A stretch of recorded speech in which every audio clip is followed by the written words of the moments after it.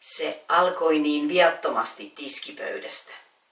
Pyyhin puhtaaksi ja hyräilin pientä sävelmää.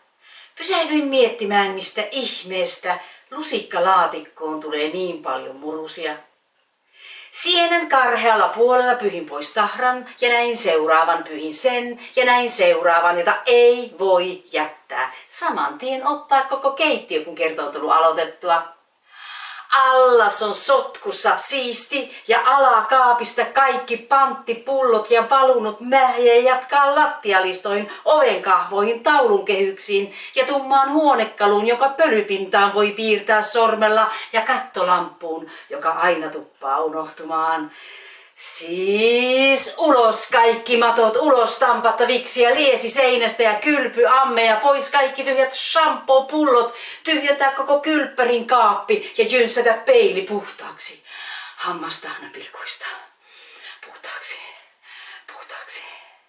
Ja suihkuverho, ihan sama heittää sekin menemään. Ja tavarat, joilla ei edes ole nimeä, mitä minä niillä teen. Siinä sitten seison pärekorin kanssa. Mitä ihmettä minä pärekorilla teen. Siis kierrätykseen, pikkuhylly, pois se ja telkkari alas parvekkeelta. Oi hupsista, siinä meni lapset. Ja Veeratädin silkkikengät, vanha kitara, ovi. Eikä verhotkaan enää näytä erityisen siisteiltä. Kuinka kauan joulukuusi on lojunut tuossa. Ja sitten seinät, tiski rätillä ja pata patalla, tapetit alas ja työpöytä ulos. Sehän kerää muutenkin vaan hirveitä määriä laskuja.